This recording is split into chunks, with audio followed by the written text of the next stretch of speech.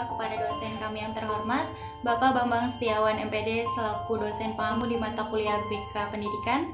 Kami dari kelompok 6 yang akan mempresentasikan hasil kerja kelompok kami dengan judul Landasan Sistem Manajemen dan juga Akuntabilitas BK Perkembangan.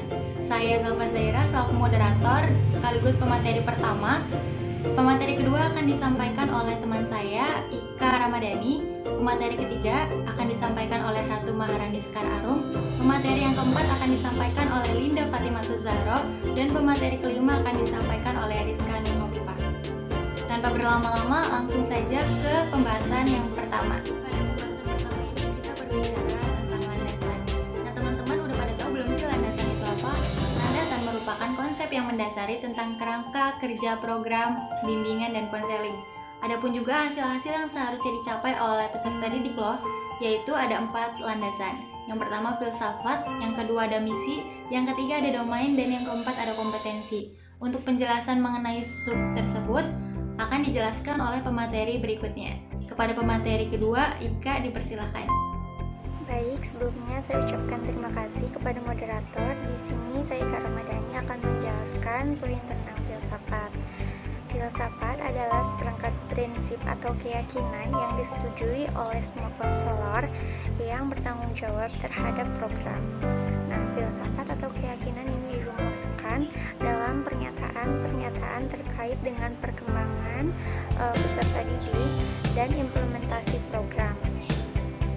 Untuk merumuskan filsafat perlu dilakukan oleh sebuah kelompok atau tim yang terdiri atas para guru bimbingan konseling atau konselor dan dapat juga dibantu oleh para ahli bimbingan dan konseling. Rumusan filsafat harus memenuhi beberapa kriteria. Kriteria yang pertama yaitu ditujukan kepada semua peserta didik. Yang kedua, terfokus kepada pencegahan dan perkembangan peserta didik. Yang ketiga, mengidentifikasi personel yang dilibatkan dalam aktivitas bimbingan. Yang keempat, mengidentifikasi personel yang merencanakan dan mengelola program. Yang kelima, mendefinisikan sistem pengelolaan yang digunakan. Dan yang keenam, mengidentifikasi personel yang bertanggung jawab terhadap monitoring kemajuan peserta didik dalam aspek akademik, karir, personal, dan sosial. Para konselor sekolah meyakini bahwa semua peserta didik memiliki harga diri. Kemudian, semua peserta didik memiliki hak untuk berpartisipasi dalam program bimbingan dan konseling di sekolah. Program bimbingan dan konseling harus didasarkan pada tujuan yang spesifik dan kompetensi peserta didik. Kemudian, program dievaluasi berdasarkan tujuan-tujuan yang spesifik dan program diselenggarakan oleh konselor yang profesional. Saya Ratu Maharani Sekar Arum akan melanjutkan materi yaitu tentang misi.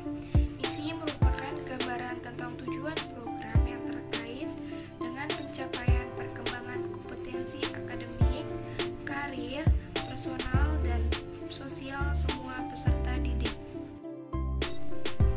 Di dalam misi terdapat kriteria rumusan pernyataan misi program bimbingan konseling. Ada 4, yaitu yang pertama, peserta didik diposisikan sebagai konseling yang utama. 2, ditujukan untuk semua peserta didik. 3, menunjukkan konten dan keterampilan atau kompetensi yang harus dipelajari. Lalu yang keempat, sesuai dengan misi sekolahnya. Sekian materi yang dapat saya sampaikan, kurang lebihnya mohon maaf. Terima kasih. Sebelumnya saya ucapkan terima kasih untuk moderator. Selanjutnya saya Linda Fatimatus Zahro akan melanjutkan materi pada slide ke-7, yaitu domain dan kompetisi. Domain adalah program bimbingan dan konseling yang memfasilitasi perkembangan peserta didik dalam 4 domain: wilayah, area, atau ranah perkembangan kompetisi peserta didik, yaitu mencakup personal, sosial, akademik, dan karir. Ranah personal sosial terkait dengan perkembangan kemampuan learning to life. Ranah akademik terkait dengan kemampuan learning to learn, dan ranah karir terkait dengan kemampuan learning to work. Kompetisi. Kompetisi adalah pengetahuan sikap dan keterampilan spesifik yang seyogianya diperoleh atau didemonstrasikan oleh peserta didik sebagai hasil dari partisipasinya dalam program bimbingan dan konseling. Selanjutnya materi pada slide ke-8 tentang sistem penyampaian dan sistem manajemen. Sistem penyampaian atau peluncuran dapat diartikan sebagai seperangkat aktivitas yang diprogramkan untuk melayani peserta didik, staf sekolah, atau mitra layanan. Kemudian ada sistem manajemen. Sistem manajemen merupakan proses organisasional dan alat yang diperlukan untuk mengelola program bimbingan dan konseling di sekolah. Sistem ini terkait dengan konsep when, why, the when, dan on the authority. Program bimbingan konseling diluncurkan. Kemudian saya akan menjelaskan pada slide ke-9 tentang aspek-aspek manajemen program layanan bimbingan dan konseling. Yang pertama ada kesepakatan manajemen, yang kedua ada keterlibatan stakeholder komite sekolah, yang ketiga ada penggunaan data, yang keempat ada perencanaan kegiatan, yang kelima ada pengaturan waktu, yang keenam ada kalender kegiatan, yang ketujuh ada anggaran perencanaan, dan yang kedelapan ada penyiapan fasilitas. Mungkin hanya itu saja yang dapat saya sampaikan. Saya kembalikan kepada moderator. Terima kasih. Baik, terima kasih kepada moderator. Di sini saya akan melanjutkan mengenai akuntabilitas bimbingan konseling.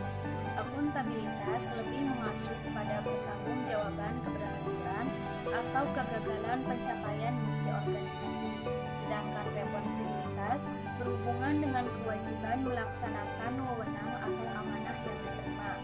Kaitan akuntabilitas dengan profesi konselor dalam pelaksanaan pelayanan bimbingan konseling adalah seorang konselor berkewajiban untuk mempertanggungjawabkan keberhasilan atau kegagalan pelaksanaan misi bimbingan konseling dalam mencapai tujuan-tujuan dan sasaran-sasaran yang telah ditetapkan melalui media pertanggungjawaban yang dilaksanakan secara periodik. Selanjutnya yaitu manajemen bimbingan konseling. Manajemen adalah suatu keseluruhan proses kerjasama yang memanfaatkan semua sumber daya seperti ketenagaan, dana, sarana prasarana, dan informasi yang tersedia dan sesuai untuk mencapai tujuan pendidikan yang telah ditetapkan secara efektif dan efisien. Manajemen bimbingan dan konseling sebagai aktivitas memadukan sumber daya bimbingan dan konseling dalam upaya mencapai tujuan pendidikan pada umumnya dan tujuan bimbingan konseling pada khususnya. Baik, selanjutnya yaitu landasan bimbingan konseling perkembangan. Landasan bimbingan konseling perkembangan dibagi menjadi 3 bagian, yaitu landasan filosofis, landasan individualitas, dan landasan organisatoris. A. Landasan filosofis, yaitu bimbingan pengembangan diarahkan kepada pencapaian perkembangan pribadi yang efektif melalui pemahaman nilai-nilai pribadi dan sosial. Bimbingan ini merupakan proses layanan yang komprehensif yang berlangsung di lingkungan sekolah maupun di luar sekolah dan melibatkan semua pihak, seperti personal sekolah, para siswa, orang tua, dan masyarakat pada umumnya. B. Landasan individualitas, yaitu bimbingan perkembangan menekankan kepada kekuatan individu untuk merancang, beraksi, dan menilai hubungan antara dirinya dan lingkungannya, pengembangan potensi diri, cara individu dalam menafsirkan lingkungan atau situasi terkait dengan kebutuhan, minat, dan nilai-nilai serta dampaknya terhadap penampilan dirinya. C. Landasan organisatoris, yaitu keberhasilan program bimbingan bergantung kepada kerjasama antar pihak kepala sekolah, konselor, guru-guru,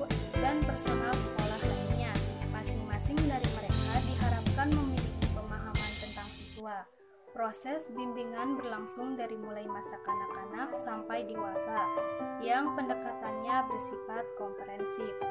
Mungkin hanya itu saja yang dapat saya sampaikan. Saya kembalikan kepada moderator. Baik, penyampaian materi telah selesai. Terima kasih kepada teman-teman yang sudah menyimak. Apabila ada yang ingin ditanyakan, teman-teman semua bisa bertanya langsung di WhatsApp group. Saya selaku moderator dari kelompok 6 menutup presentasi hari ini. Apabila ada kesalahan, mohon maaf. Wabillahi taufiq wal hidayah. Wassalamualaikum warahmatullahi wabarakatuh.